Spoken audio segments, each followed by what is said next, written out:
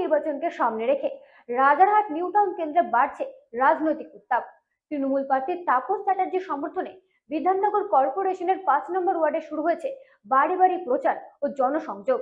উপস্থিত ছিলেন স্থানীয় নেত্রী সহ বড় চেয়ারম্যান শাহনওয়াজ আলী মণ্ডল ও কাউন্সিলর নন্দিনী ব্যানার্জি। উন্নয়নের খতিয়ান তুলে ধরে ভোটারদের আস্থা অর্জনের চেষ্টা আর জয়ের ব্যাপারে আত্মবিশ্বাসী তৃণমূল নেতৃত্ব।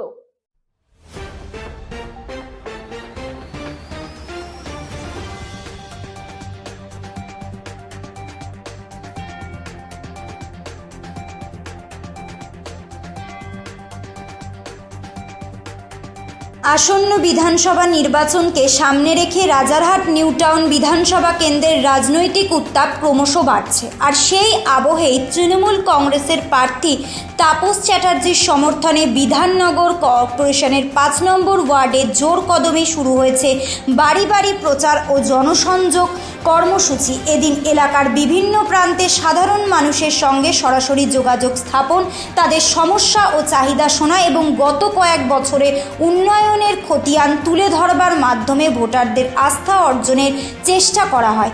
একই সঙ্গে নির্বাচনী কার্যালয়ের শুভ সূচনার মধ্যে দিয়ে সংগঠনের ভিত আরও মজবুত করার বার্তা দেওয়া হয়।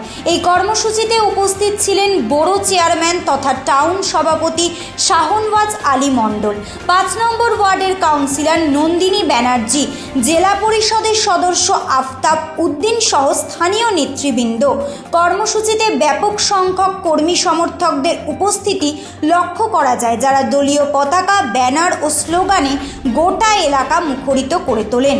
বক্তৃতায় নেতৃবৃন্দ রাজ্যের উন্নয়নমূলক প্রকল্প, পরিকাঠামো উন্নয়ন ও নতুন শহর নিউ টাউনের আধুনিকীকরণ এবং সাধারণ মানুষের জীবনযাত্রার উন্নয়নে সরকারের ভূমিকার কথা তুলে ধরেন।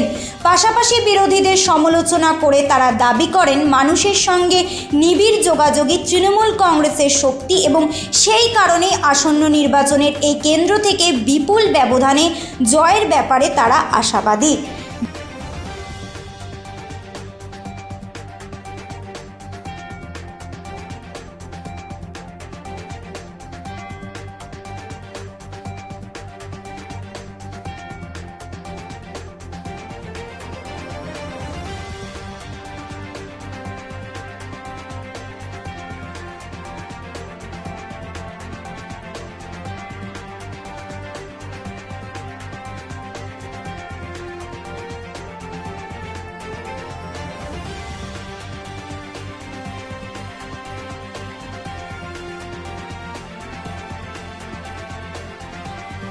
ব্যুরো রিপোর্ট, রাত দিন নিউজ নেটওয়ার্ক।